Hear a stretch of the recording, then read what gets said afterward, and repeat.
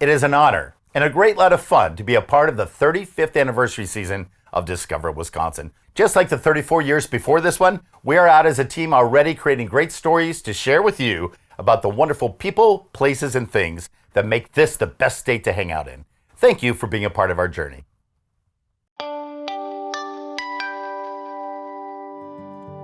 Today we'll head out to Wauwatosa to learn a little history, explore some great parks, experience local shopping, eat some delectable dishes, and have some adventures hanging out with the kids. Don't hesitate to jump on board with us as we set out for some fun in Tosa. Hello and welcome to Discover Wisconsin.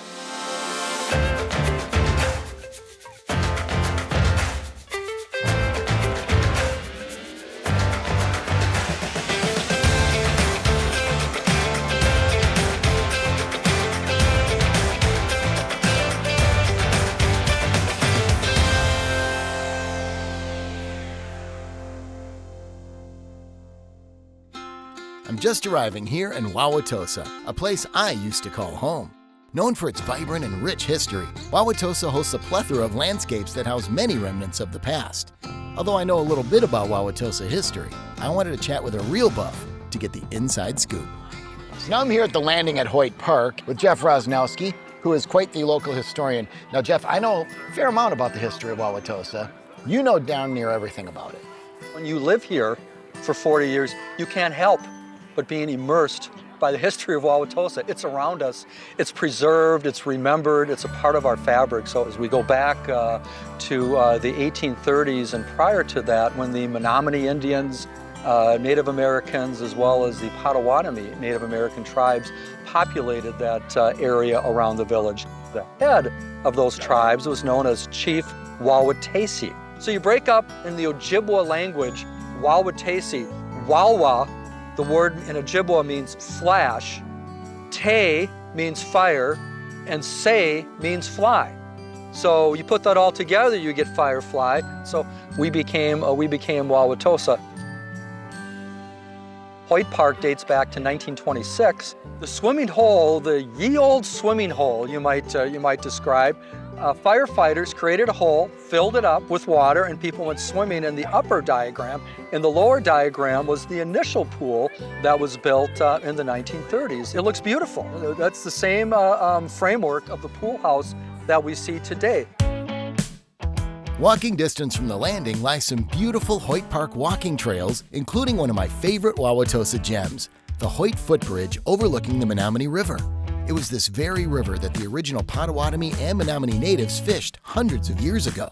To explore the river a bit more, I decided to pop on a bubbler bike and pedal the Menominee Parkway, a beautiful bike trail that follows the Menominee River for 3 miles, connecting Hoyt Park up to our second destination, Hartung Park. Amidst children at play at Hartung lurks another sign of life that dates back to a time before even the dinosaurs. Fossils, in particular. Trilobites. These were about 1 inch or 2 in length. Trilobites, so there were 3 lobes on it. They were arthropods, but lived in this warm ocean. Because it was a very low energy ocean and warm ocean, it allowed for these fossils to be uncovered. So there's 20 different types of trilobites that have been found in Hartung Park. Lastly, the labyrinth here is a must-see at Hartung. Talk about picture perfect. So now in Wauwatosa, I'm at County Grounds Park, which is this expansive open space in the middle of the city. The Milwaukee Regional Medical Center is across the way, and neighborhoods and Mayfair Mall, that's all around us. Hills, trails, and a lot of history. In fact, Milwaukee County had an insane asylum here back in the late 1800s. Remnants of that are still there, and there's a lot of other great historical things you can check out when you download the interactive map to your phone and then just walk the trails and check it out, which is what I'm gonna do right now. It was a beautiful setting, a park-like setting, and it could be a resort. There are gazebos and fountains that were there in this area that is now particularly green space. But remnants remain. Certain remnants remain. There's an area, a 55-acre area that we call Sanctuary Woods that is just emerging, and within the last couple of years, the city and county have zoned this as a conservancy to protect it from development. People have been walking through the trails. They see staircases. There's an urn that looks like a dolphin that's there. These are some of the remnants of what some of the Hospital for the Insane had included at that particular time. Happy anniversary, Discover Wisconsin. 35 years. Wow! I have so many wonderful memories working side by side with some very, very talented people. And I am so proud to be part of this legacy. Hats off to you and happy anniversary. Welcome back to the city of Wauwatosa, here on Discover Wisconsin. Now, if you've had your fair share of parks, you can always check out another one of Wauwatosa's main attractions, shopping. If your wallet needs a workout, you won't want to miss out on Mayfair Collection, one of Milwaukee's premier retail destinations. For the ultimate indoor shopping experience, be sure to hit up Mayfair Mall. If you're one who wants to shop locally, Wauwatosa has just the place for you, the Village. So I'm here with Melissa at the Flannel Fox, which is one of the coziest places I've ever seen. One of the things that we have always felt strongly about is carrying local where and when we can. We carry jewelry vendors, we have leather makers, we've got metal craft makers, we have loungewear, we have all these handmade beautiful trees. They come out of Duluth, Minnesota, and on the bottom of the tree it will tell you what wood he used to make them. We have one brand that is called Jetty, and they actually use recyclable materials in their fabrics. So what they use are oyster shells, as well as recyclable plastic bottles that they get out of the sea. We put a lot of thought into the things that we bring into the store and how we fashion everything, how we make the store look. And from one cozy place to another, we head over to a local soap company in town. So I'm here with Alex at Cream City Soap, and this is a beautiful place, very cozy. It is, yeah. It smells wonderful in here. And you've been here since 2018, but actually your business goes back a lot further than that. It does, yes. It started as soap. Through the years, we just kept adding little bits, candles. Next thing we'd work on would maybe be the bubblers. And you make your soap in-house, which is very cool. Yeah, we do. Oh, that smells good. Yeah. And this one's actually called Black Death. It was inspired. Black Death? Yes. It was inspired by the Renaissance Fair. So it actually is a blend of herbs that they thought would help cure the Black Plague. Oh. Yeah, so the one you're smelling mostly is anise, black licorice. So a lot of very natural ingredients. Yes, we focus heavily on keeping things as natural as possible. For us, we have vegan soap. We use only essential oils to scent our products. And kind of on that same note, you're getting rid of plastic and packaging. Yes, we are. So more natural packaging, all natural products. Which brings us to our next shopping item, a natural product Wisconsinites know maybe a little too well, cheese. I'm the owner of the Village Cheese Shop, and we're a cut-to-order cheese, specialty, and wine shop. I think of it as a old school sort of shop. It really blends local and European products and vibe. So you come in and it's the kind of place where you'll know people, you'll say hello, a friendly, approachable atmosphere. We want to be a place where people can come regularly and buy products, have it accessible, enjoy a nice wine, a cheese all the time, not just on a holiday. We have about 80 cheeses in our case here. We'd like to offer a variety of cheeses in all the different styles.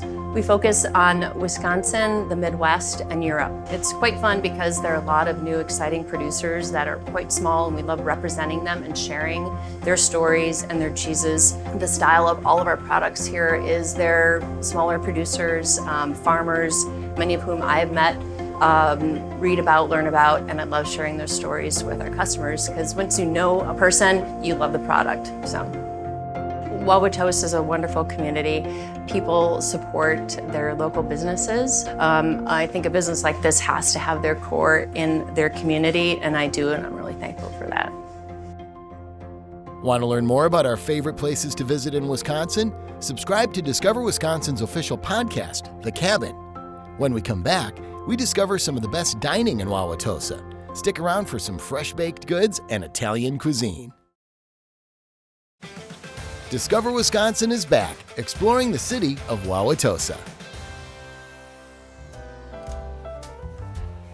This is a gorgeous place, first of all. It was First Bank in Wauwatosa, one of the original buildings to the village, one of 3. that made it through a big fire over 100 years ago. So when people come to Le Rev, what can they expect? We really focus on desserts. We use French technique with Wisconsin ingredients. Everything's made from scratch with real butter, real ingredients. This is really good. And then entrees, local pheasants that come from Wisconsin. It's a very classic dish that you'd find if you're in the Nice region of France or the Normandy region of France. So you mentioned this is one of your dishes with a Wisconsin influence. What were some of the others? Full menu of things. We try to keep everything seasonal. What we found is one of the best Gruyere cheeses in Wisconsin from Saxon Creamery. And we made a fondue sauce out of it that we serve with a Parmesan gnocchi. We have delicata squash that's roasted and Brussels sprout leaves in here with some shaved Parmesan. Well, when you get a chance, make sure you hit Le Rev. Try all these different dishes. And the flaky baked goodness doesn't end here. Rocket Baby Bakery, known for its danishes, fresh croissants, and sourdough bread made from Wisconsin-grown flour, is another hotspot in the Wauwatosa community. Warm morning treats made from scratch and baked fresh daily with local ingredients and roasted anodyne coffee. It's no surprise that there's a flock of pastry lovers lined up half an hour before the bakery even opens. Our approach to Italian food and dining is based in tradition, but also with our own spin on it.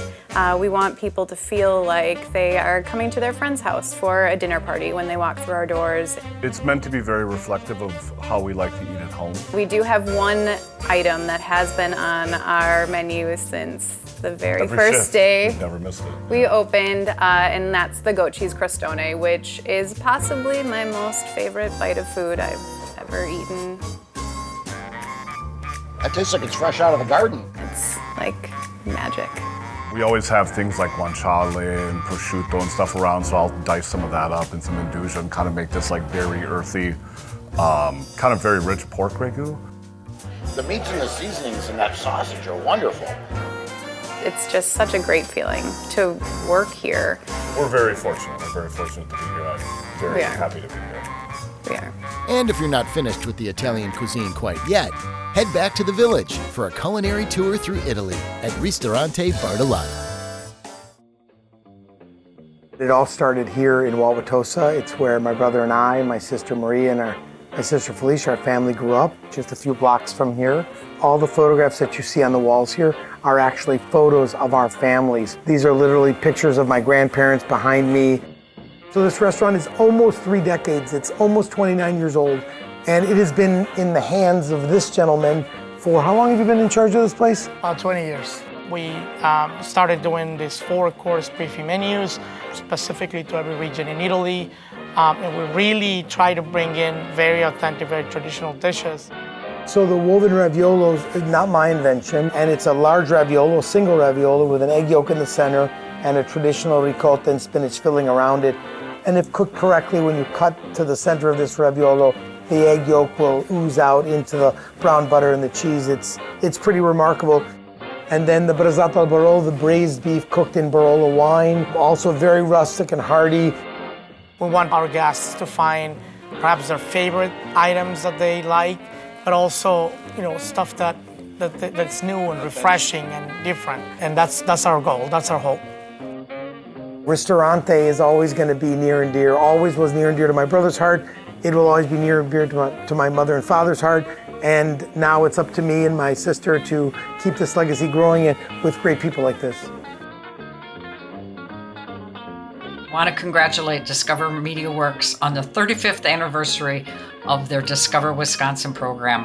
I had the great privilege to work with you guys for 6 to 7 episodes and have so many great memories. You are a premier media organization promoting this great state. Thank you. Welcome back to Tosa, here on Discover Wisconsin. So we've learned where the adults like to eat in Wauwatosa, but what about the kiddos? Turns out, Wauwatosa is a huge hub for kid-friendly activities. Today we'll grab the kids and hit up some of these action-filled spots. But before tiring myself out too quickly, I knew I had to get my fair share of what the kids love best, sugar. Which leads me to the first place kids love around here, the donut shop. My name is Joey Cariotti. I'm one of the co-owners of Cranky Al's. It's me, my aunt, and uncle. and we've been in business for just shy of 22 years now. My aunt and uncle started this out of necessity. They were driving back to Chicago. They stopped at a TJ Maxx store. A woman couldn't find her car. They helped her find her car. And then what happened is she wanted to give them a gift, pulls out a box of Krispy Kreme donuts, gives it to my aunt and uncle. My aunt turns to my uncle and says, "You're making donuts." But we've been in this location since 2006, and we make fresh hand-cut donuts every day here at Cranky Al's. And people come here from all across the world to come have Cranky Al's donuts. So now that the sugar rush is kicking in, I'm ready for some real excitement. It's time for the ultimate toy store experience. A specialty toy store inspired by the kids of Wauwatosa. Ruckus and Glee sells unique products you won't find anywhere else. And the real kicker? You can actually run around and play with the toys.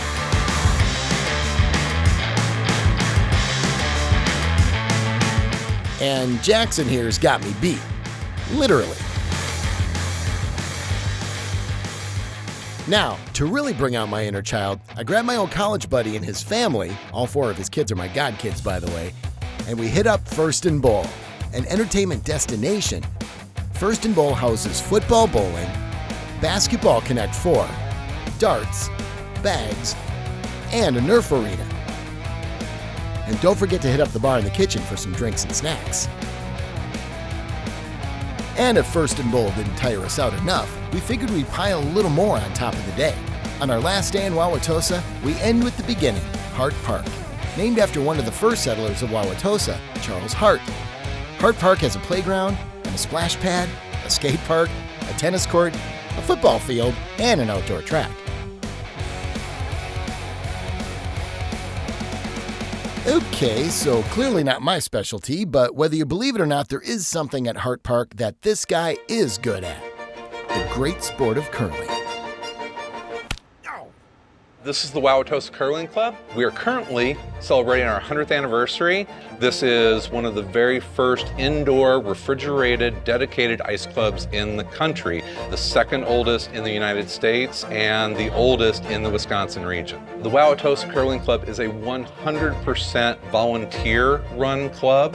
We have a membership of about 300 people. We have folks from all different walks of life. And as we say, before and after every game, good curling.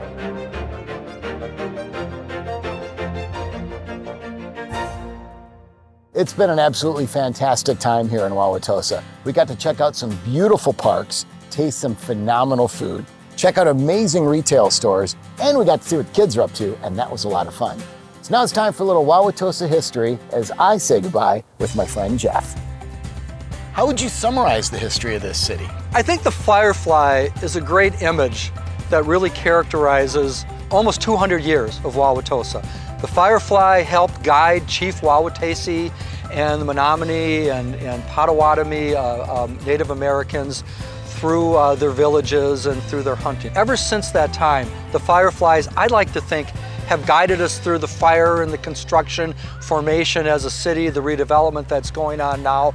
The firefly, to me, really shines a light on our history and on the amazing people that allow us to keep living that history as well. So the firefly really summarizes, I think, what Wauwatosa's history is all about. Here's to Wauwatosa. Yes, here's to Tosa.